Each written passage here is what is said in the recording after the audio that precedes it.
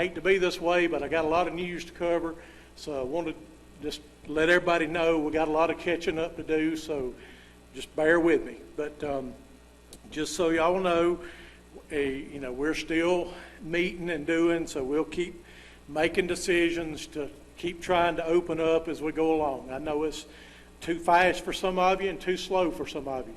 So, and there's others out there, but we're doing the best we can as far as we feel like we can with the information that we have. How many of you feels like you know for certain everything that's going on with this? All of you's grinning because you're just like us, because it changes from day to day, week to week. And like I told them in the early service, if I was going to get out of here and drive to Easley right now, I could probably hit 65, 70 mile an hour, maybe even faster if I didn't get caught. Because I could see, it's a beautiful clear day out there, so I can see where I'm going. But right now for us, the deacons and our leaders, it's like driving in the fog. You just fog everything over where you can't see the hand in front of your face and then try to drive to Easley 70 mile an hour. You can't do it. And that's what right now we're having to make decisions in the fog of all the information, and we're doing the best we can. Like I say, so to some it's right, some it's wrong, but we have to take our whole church membership in consideration when we're doing what we're doing. So, we just need y'all, and everybody has. I commend y'all for being flexible today, and, like I say, somebody said, well, I'm not going to go because you're assigning seats. Did we assign seats to anyone? We unassigned some seats. We had to take a few seats away, but we didn't make nobody sit in any certain spot. We don't plan on doing that. I mean, if we hit and we're full in here, we got overflow back in the fellowship building. We're blessed that our classrooms have TVs in them. So if we get to that point, we can put people in classrooms. You won't be able to be out here. So the only thing I can tell you, first come, first serve. So if you want to get in here, the early bird gets the sanctuary seat. So, but that's the only way I know to do it. We can't, we're trying not to be too much of the police, but we're trying to follow some guidelines. And as bad as I hate to say it, the number of cases is not going down. It's going up if you watch the news. So, we having to try to be respectful for others in all this. If Christian brothers and sisters can't respect each other in these times, then we don't need to be in church. Because if Christian brothers and sisters can't do this, then how do we expect the world to do it? So, do that. I mean, different people, just like you saw me running around earlier, I had my mask on. I don't have anything that I know of, but I'm doing it out of respect for you. And when I do these things, and and that's, everybody feels differently, but I don't want no one to think that I don't care for them, and I'm not trying to keep their best interests at heart, and others are doing the same thing. And we want this to be a place where everybody can feel welcome, whether they, because it's like some, why are we doing this or why are we doing that? There's some people that's going to be here today that's going to be on the fence whether or not they'll be back next week. Because if we're not doing things to keep them safe, they won't be back next week. So keep that in mind. We want to make it where everyone feels safe so they can feel like being back next week. When we get to the end of the service today, things are a little different. We got to do things a little different. But when it comes time to the invitation, there will be an invitation. Brother Bobby has asked me to be down front. I will be down here. I will have my mask on. If anyone feels that they need to speak to me, come on down. If you feel like you have a decision you need to make or something you need to talk to me in more private setting, let me know, and we can go find a room and we can sit down and talk afterwards. If you feel like you need to come to the altar, by all means do so. But, try to social distance the best you can. So we're trying to keep things as normal as we can, but we can't do things totally normal. When we get to the end also, our prayer at the end will be our closing prayer, but it'll also be our offertory prayer. We decided not to pass offering plates because everybody having to touch them. We also decided not to make everybody come up here and march in front of the church. So what we decided to do, we've got offering plates over on the tables over here. So, if you brought your offering today, your tithe, just drop them in those plates and it'll be taken care of, and nobody has to go touch everything. We'll ask everybody to exit row by rows, as we leave. Just exit in an orderly fashion. This side will go out the door over by the table. This side will go out the door by this table. Remember that next week when you come back. That might influence where you want to park. If you want to park close to the side you're going to go out on, just remember that. We still the P.O. box is still viable. It's still there if you want to mail in to our post office box. We did that. We set up the post office box because we figured if we could sit there and think that a lot of money may be coming to our regular mailbox down here, the crooks may figure that out because, even before this, we've had some of the residents in our community getting their mail stolen. So, we just did that to help with that situation. And then two, we do have the online giving through our website. That will stay up. So if you like that means, then feel free to do that. The other thing, when you're leaving, we've got, because we're not starting Sunday school back yet, we have the Sunday school books on the table. So if you want to pick those up, I told them I was real bright in the first service. The one that says adults up here, guess who they for? Adults. Ones that say students. Y'all figure that out, students. And then open windows, the devotion guides. I told them some of them may not even know that we have these available because they're usually just down in the glass entrance room down here. But it is a good daily devotional guide, so you're welcome to take one of those also. So those will be available at the end of the service. Teachers, if you need a teacher's book, get with me because I have those. We don't have enough teacher's books to put out there, so I have them kept separate. All right. At the end of the service, one thing we'd like to keep the shaking of the hands and all down here in the sanctuary. When you leave and get out in the parking lot, whatever y'all decide to do, we're not going to be the police. We're not going to come do anything to you. If y'all want to socialize, the 11 o'clock service don't have the restrictions the early service has. The early service, we ask them to try to, if they're going to go congregate in the lower parking lot so y'all would have parking places when y'all get here.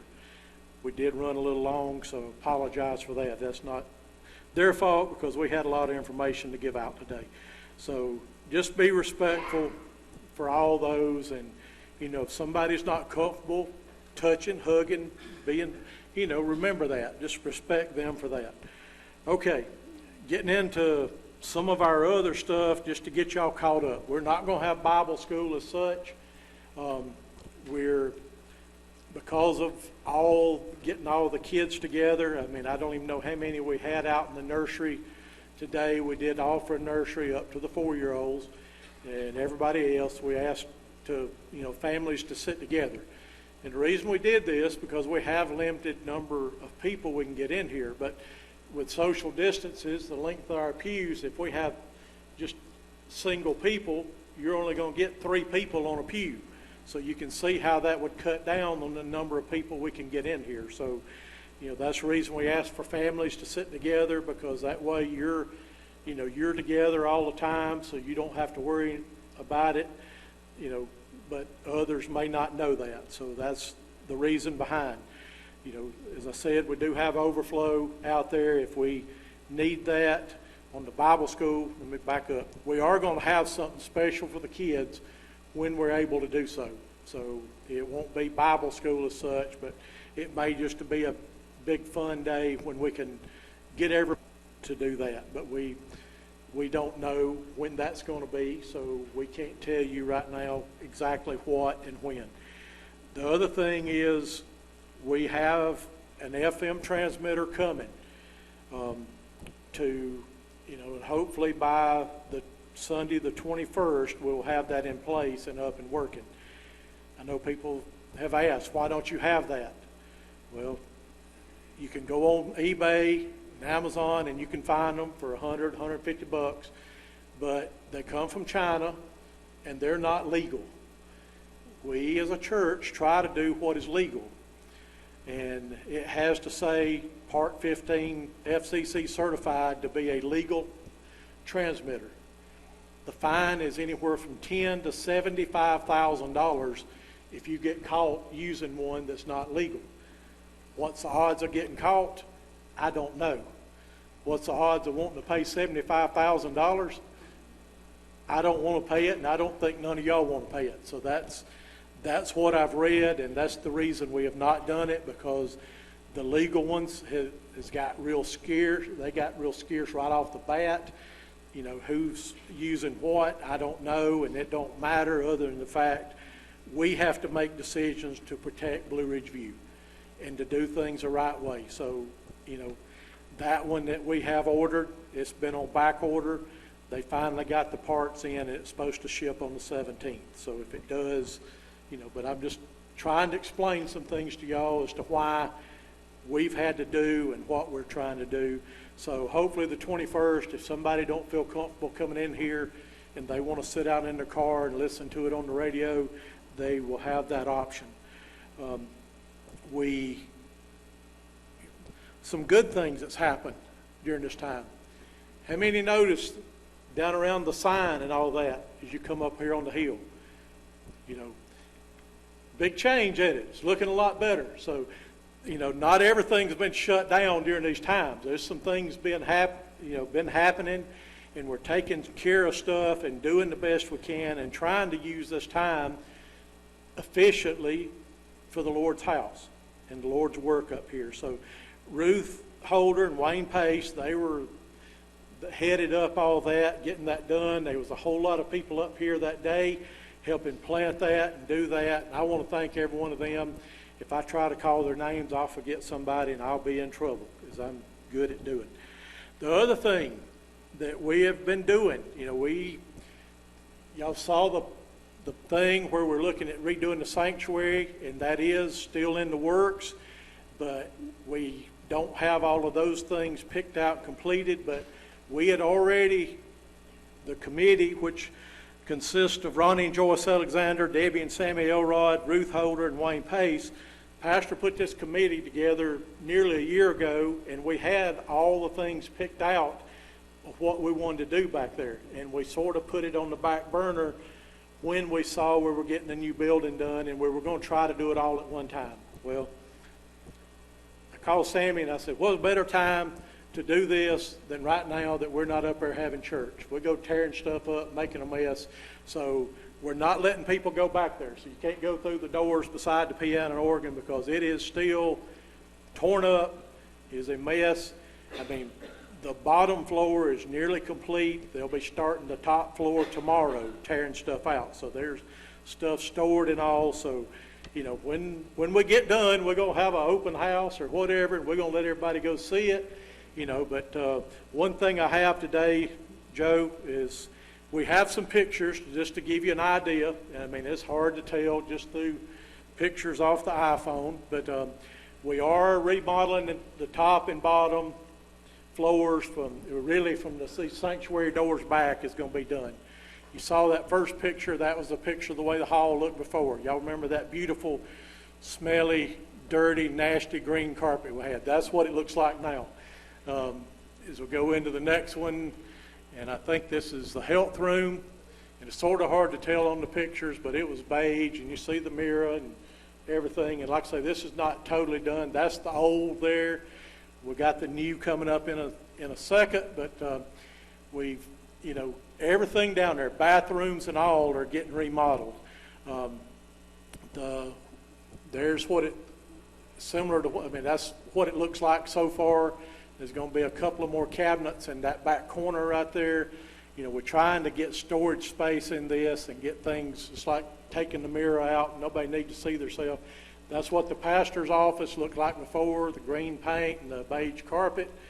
So that's all been changed. So we have, when we get our new pastor, we already have his office remodeled and ready to go. So, you know, so we're trying to make make plans and get things done. That's what it looks now. The paint is sort of hard to tell, but it's light gray in the hall. Everywhere the paint's light gray.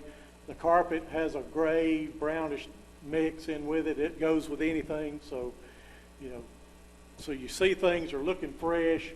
Looking up, the next thing you're going to see is Ann, the old pictures of Ann's office.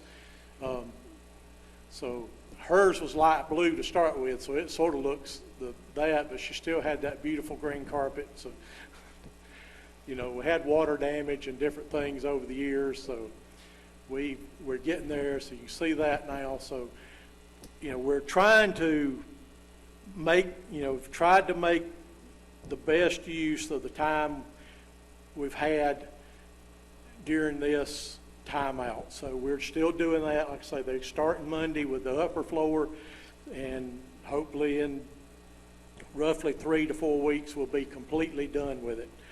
Couldn't show you the bathrooms because they're supposed to be putting the floor covering down in the bathrooms Tuesday.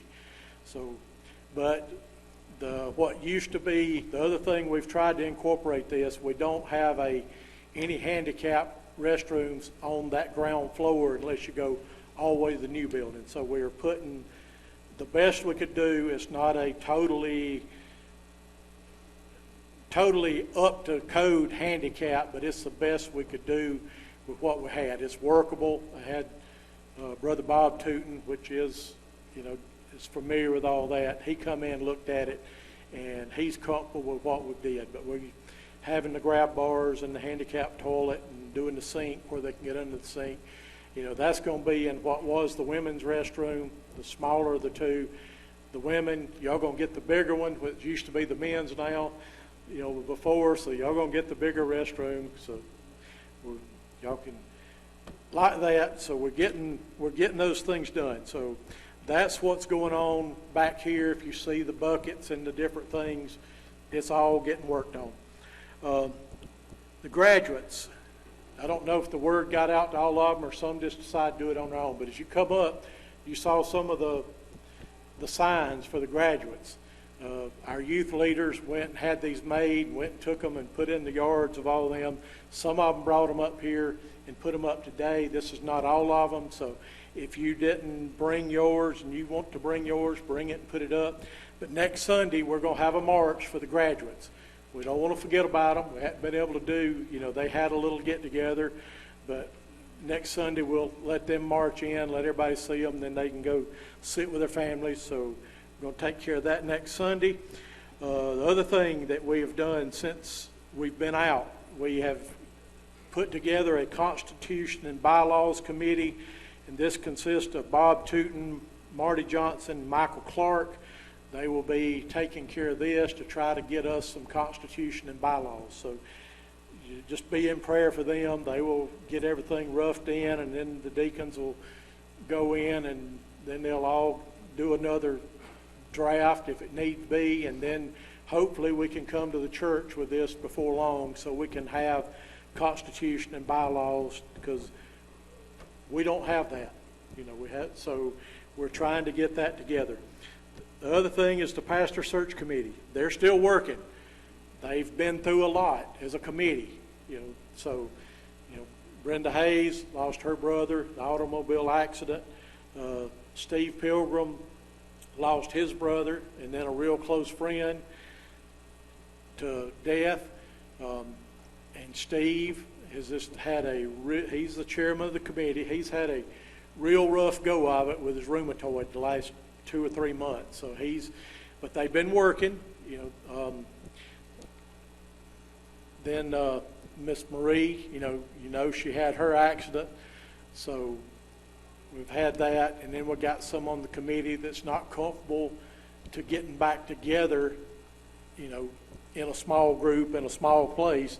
So they've been working on everything. They've been getting the resumes and everything and going through them and working by phone and all. So stuff is still being done, but God's man's going to be here in God's time, and we just have to be patient. We've had to, they had about a week or so, and then all this hit. So, so it's been different times. The other thing is, we've not got near as many resumes as we figured we would get. And, one thing that we thinking with this is some pastors may not want to, they're not going to leave their congregation during times like this. So some that may feel led to send a resume may not be doing it. I mean, we got 24 or maybe more. It only takes one. We're only looking for one man of God to fill this position.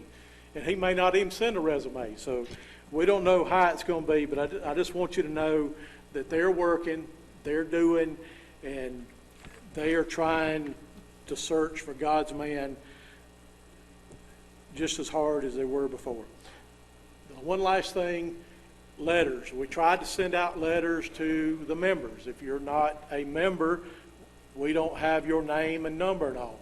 If you want to get correspondence from us, call Miss Ann or email her, and get on our mailing list, because we're glad to get, that to anyone. If you remember and didn't get a letter, there's a snafu somewhere, either the address, because we've had several to come back that the address was wrong, and it could have been on your part, it could have been on our part.